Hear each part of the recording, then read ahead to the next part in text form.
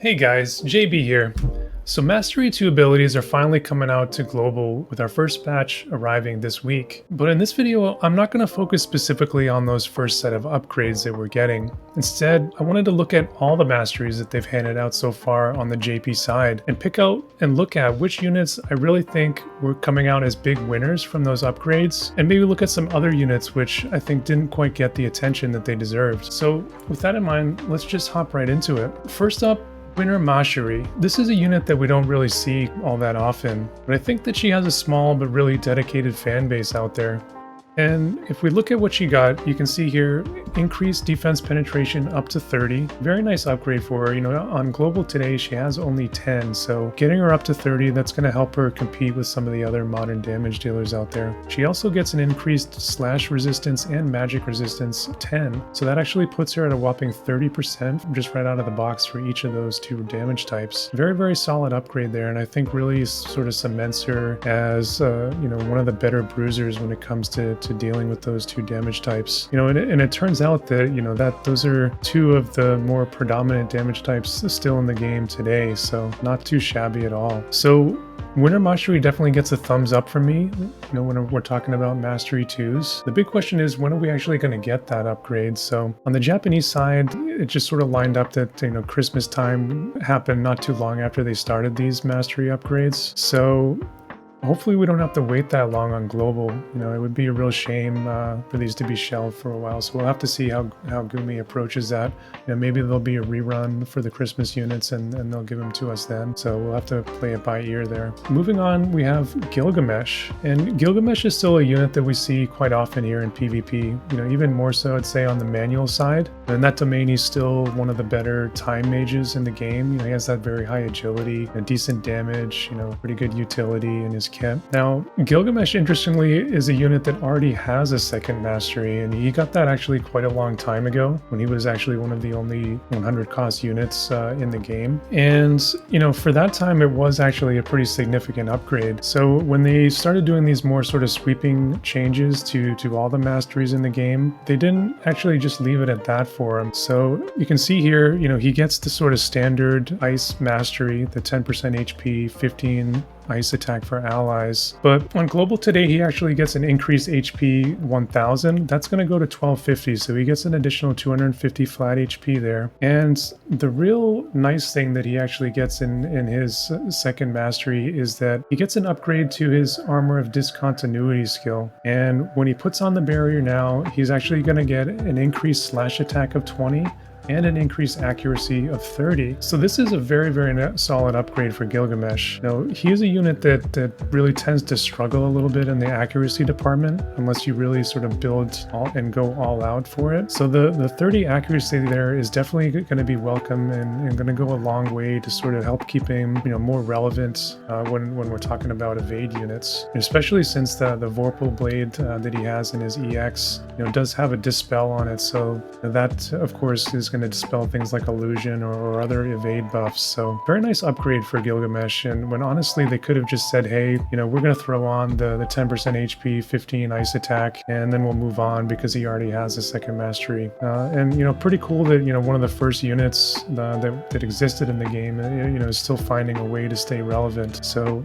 in that regard, I consider Gilgamesh coming out a winner here for Mastery 2s. So next up we have Oldoa, and here is a unit, if there ever was one, that never really has stood a chance on the battlefield, even on her initial release. Oldoa has the unfortunate distinction of being one of the absolute squishiest units in War of the Visions, and just a horrendous, sort of stat pool when you sit down and actually look at it.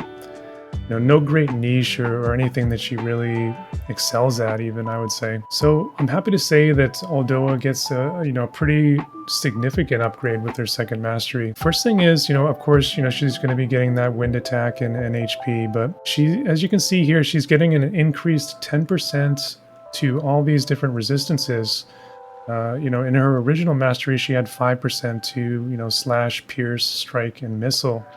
So those are all going up to 15%. Very, very strong upgrade there. And you can see here she's also getting an increased 15% HP to herself. So including with the Wind Mastery, she's going to be getting an additional 25% HP. Now granted, she was pretty much bottom of the barrel when it comes to hit points today. But I think that, the combination of this added HP and the resistances should really do a lot to help pull her out of that one-shot range, especially when we're considering, these particular damage types. Now, on top of that, her Drain Force actually is getting a pretty nice upgrade. You can see here in the graphic, it's actually getting an additional 1 range and an additional range height. Drain Force famously has a range height 0, making it pretty difficult to use in some situations. So this is a very, very nice, sort of quality of life upgrade for Oldoa. It sort of gives her a niche. I think the idea here is that, she can maybe take a hit or two, especially if you're going up against like a physical type damage team. And then she has this Drain Force that she can use to sort of heal herself up and keep herself topped off. And that additional range and range height on Drain Force is going to go a long way in helping her do that. And there was actually one thing I actually forgot about there, is that Drain Force gets another upgrade, and the AP cost to use it is actually reduced as well. So really enhances the usability of it for her here. And I do really like this upgrade for Oldoa. I think it gives her a little bit of a niche. Wind has become very strong recently, and with these upgrades, I think I can see her sort of fitting in and being able to actually do something, whereas today she can't really do very much. So I think Oldoa definitely comes out as a winner when we're talking about Mastery 2s. So next up, Winter Ramada, and this is another pretty rare unit out there. I think even more rare than even Winter Macherie. And there's definite reasons for that. I mean, she's a main job soldier, definitely a job that hasn't been aging well, even at the time that she was first introduced, a little over a year ago on Global. So now with her Mastery 2, she gets what has become the standard, I would say, for most modern damage dealers, in that she gets that defense penetration 40, and that's a pretty big bump for her, because today she actually has no defense penetration, so completely gets shut down by any sort of tank or bruiser. So definitely something that she was lacking, and this is definitely welcome for her indeed. But on top of that, her limit break is also getting a significant rework.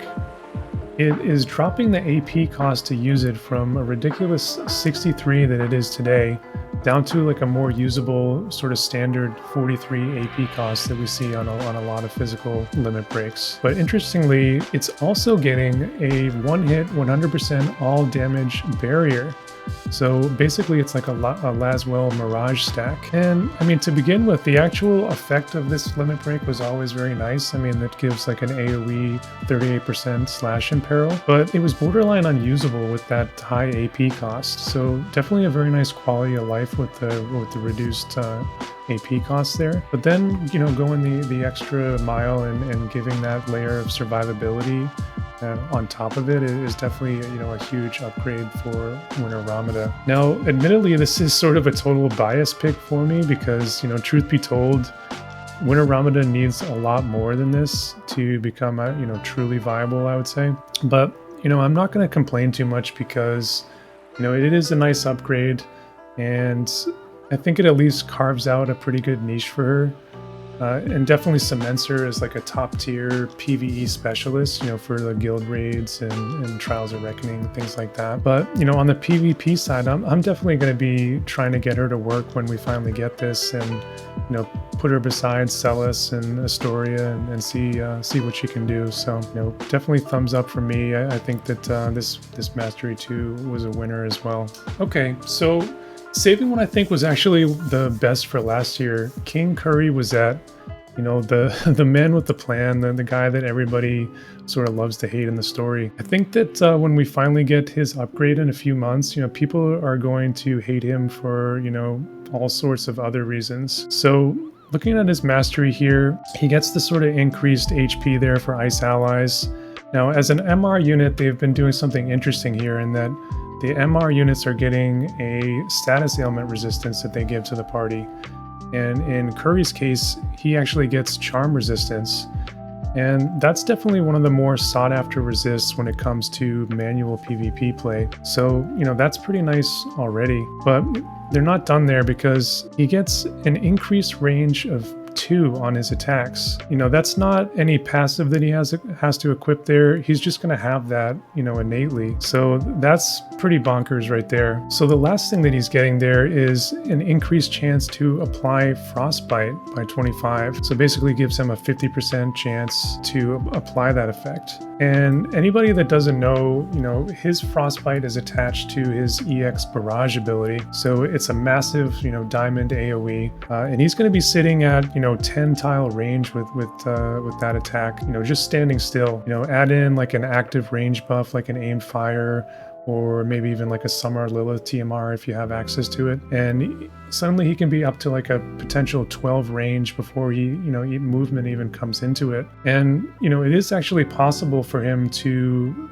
use this ability right from turn 1, like right out of the gate. He has the AP with his initial AP to be able to pull that off. So I think that the additional range and increased chance to land the status here is absolutely huge for him. And I can absolutely see, AP starvation strategies being built around this unit and these upgrades. So I think that's really, really nice. So I really think that this upgrade completely revitalizes this unit. And to be honest, he wasn't really in that bad of a shape to begin with, especially for like cost restricted content like limited guild wars or class match. And particularly in like that manual PvP perspective, he's going to be pretty crazy in my opinion. But even outside of that, I think that using his Frostbite like very early, even like in an auto match, you could completely cripple the opponent's AP. So I think that's really, really strong. So big win here for King Khury. So there were certainly a lot of other units that I think had perfectly fine upgrades, nice upgrades, maybe not quite moving the needle quite as much for me when I was comparing them to the ones that we were just looking at. But honorable mentions here to units like my man Seymour here. He's getting that party stop resist of 25, which is really nice. And then on top of that, he gets the defense pen 30, which he really needed. So, and Seymour, he was already one of the better MR units out there. So this is a very, very solid upgrade for him. Now King Elds, he's getting actually a modest HP and attack upgrade with the second mastery. But really what shines about it is that his LB is getting a rework. And anybody who doesn't know what Eld's LB does today, it's essentially just a 50% all damage barrier. And it being an LB, it's costing him AP to actually put that buff and apply it to himself. So it was always very strange and kind of awkward to use it. So basically what they've done is they've changed that from an AP based skill over to a TP based skill, and they've given it an additional cast as well. So essentially this has just become like another nice buff for him. And dare I say that it almost seems like he's borderline usable now with this change. So it definitely might be a first for this guy in that department. So I like that one as well. Now Lady Macherie gets a pretty significant mastery upgrade as well. She gets a 30% magic bump, which is really nice already. She gets a 3 initial hate down, and she also gets a significant reworking of her limit break. And this was definitely much needed. In its current form on global today, her limit break is actually a physical scaled attack. And this is a unit that doesn't really have much attack available to her, so it just doesn't really do any damage at all. So with the upgrade, it actually becomes a guaranteed hit. They change it over to a magical scaled attack, and they've also upped the damage resistance effect that it has as well. So today on global, it gives a 45% all damage resist up 3 turns, and that's actually going to become a 60% all damage resist up for her. So definitely sort of leaning into that sort of frontline bruiser mage that I think they envisioned for Macherie. And I think that that limit break is very, very nice, with these changes. But really anybody that I've put here on the list, I think, in my view, they've got, pretty decent, pretty solid upgrade, sort of just, taking on and enhancing what they already do and sort of make it better. So, moving on here, maybe to some units that I think didn't quite get as much love. So first looking at Mediana and Whisper. And I think these two units maybe got the closest to hitting that previous solid tier that we were looking at. But these are units with main jobs that are in such a rough spot right now with Black Mage and Knight that I think it's really hard to recover for them, no matter what Gumi does. Mediana, she's still very much going to be that glass cannon with little to no survivability, outside of like a magic attack. Though, I do like that +1 range that she got on the LB. I really just don't think it's enough. I think that she needs more. Now, Whisper, on the other hand, gets an initial starting Enduring Hate, for autoplay, so that, that's pretty good. And she also gets 100% debuff resistance, which is actually, also pretty nice for her. Basically no imperil or break is able to affect her. And debuffs, while certainly a big problem, for any tank out there, I'm not sure that they were Whisper's biggest problem. In my opinion, I think that she's more impacted by the massive typed penetrations that units have access to nowadays. Pretty much any modern damage dealer out there, just easily able to ignore, 40%, 60%. You can think of a unit like Noctis with his vision card, famously has 100% slash penetration. So unfortunately, the high resistance style tank is not anywhere close to what it used to be like in the earlier life of the game, especially in Whisper's case, because her trade-off for those amazing resists is, a extremely low base HP value. So I'm definitely low on definitely lukewarm, even on those upgrades. Now, moving on to Thancred here, and his mastery too, it's almost not even worth mentioning, I would say. He's actually similar to Gilgamesh in that he did already have a second mastery that he received, but they've tacked on the light party, elemental buff, the 10% HP and 15 light attack. And I feel like when they were doing that, they almost seemed like they needed to throw something else in there, so they just sort of randomly threw in 50 more flat attack on top of what he had and nothing else. So that's kind of weird. But the only reason I don't put Thancred in the dumpster tier here is that I think that they were sort of considering this and designing this as they were putting together his EX upgrades. And all the other units that we've been looking at so far, they've already been EX'd, and these upgrades are sort of getting tacked on top of that. But Thancred was sort of in a unique position that they were sort of doing these things at the same time. So I think that he's sort of maybe, even though this upgrade is very, very underwhelming, I think that he sort of maybe just ends up where they wanted him to be.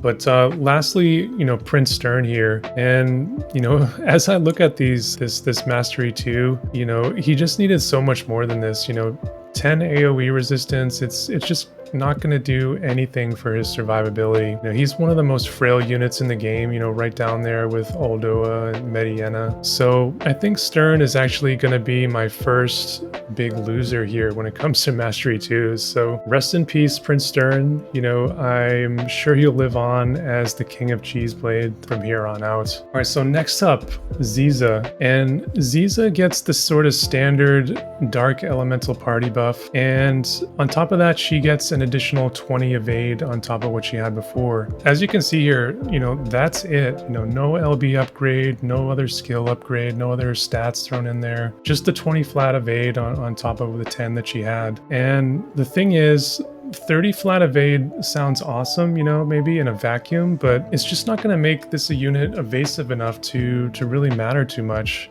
or really make a significant change in what she's able to do in the game, because her base luck value is basically bottom tier, bottom of the barrel, like at 206. Not even an amazing luck total for like the level 99 era of War of the Visions. So I really don't think that this added 20 evasion is going to make a big difference for her, like in high-end PvP, where teams stack accuracy, where there's, lots of 100%, guaranteed hits going around. Will Xiza be able to dodge like in PvE or, maybe against some more inaccurate units?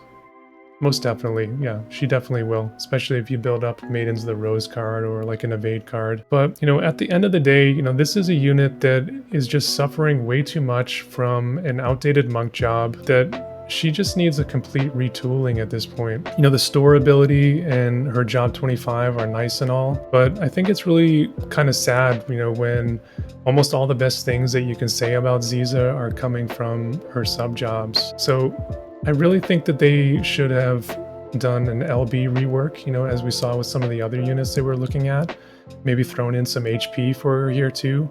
This was just really bare bones, not enough here. And for that reason, Xiza is going to have to rest in peace here.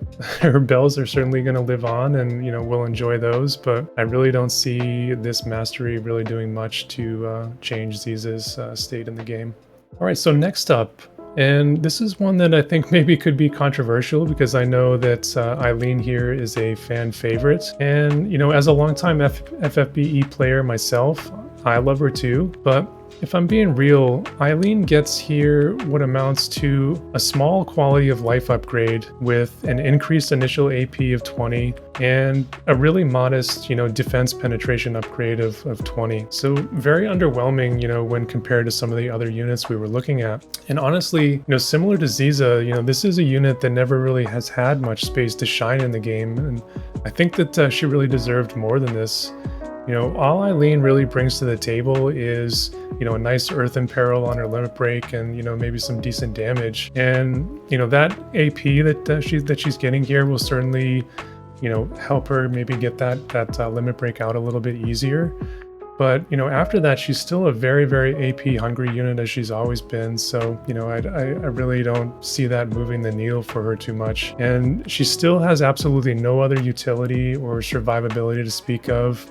No mobility, not much range. Her speed is one of the lowest in the game. So I think even the most avid of Aileen fans out there would concede that she needed more help than this. And honestly, if defense pen was what they were gonna go for with her upgrade, give her the 40 defense pen upgrade that they gave on some other units. I really don't understand why they had such a light hand with Aileen, and for that reason, Aileen is going to be resting in peace right there next to Xiza. So I think our best hope is to wait for a seasonal unit for Aileen, and maybe we'll get one this summer or next winter, who knows. So lastly, Yerma. And Yerma gets actually, admittedly a pretty solid defense pen 40, and she also gets an LB skill upgrade. And I can already hear you guys typing out there in the comments, dude, JB, she got Immortal Spirit. I'm very aware of that, but hear me out on this one. Her mastery did not do enough to address how squishy of a unit this is for someone that is such like a short range frontline brawler. Immortal Spirit, on the limit break is great and all, and it certainly helps her case, but Gumi really needed to tack this on, in my opinion, to her Rebellious Spirit buff and maybe up that TP cost of that skill up to 40, to maybe help out some of her AP issues as well. And then maybe I'd feel a lot differently about what they did here. But as it is, her limit break is only range 3, range height 1, and it's going to exhaust all of her AP unless you've given her, like a AP. How many times is Yerma just going to be going into the front line and just get AoE down or focus down before she even has a chance to use this limit break? So in that regard, I really think it's a missed opportunity to have this tied into that, such a short range, limit break. She, famously has minus 25 when it comes to magic resist. She has no slash resist.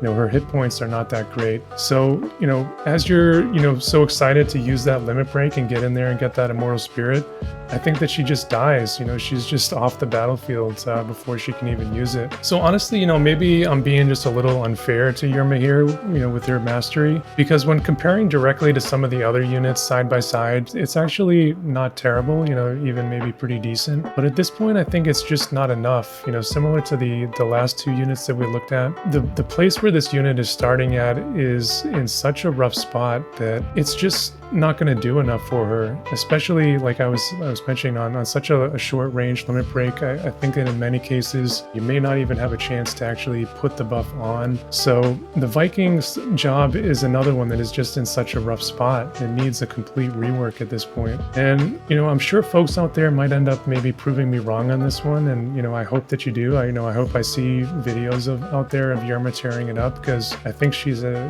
really awesome looking unit, and one that I was excited to pull for on her initial release. But personally, I just don't see it. This is a unit that really has never really worked since the day that she came out, and I don't really see this mastery doing enough to really change that in a big way. So sorry, Rindell. Yerma is resting in peace as well, and her TMR at least will live on. It's one of my favorites for dealing with evade units.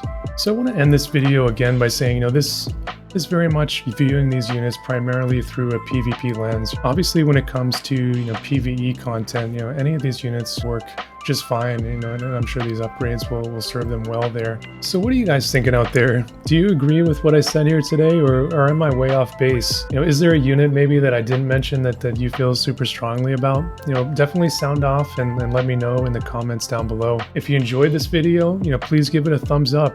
Consider subscribing to the channel, you know, help us grow and be notified of my future videos. And that's really all I have for today. So stay safe out there, and I'll see you guys in the next one.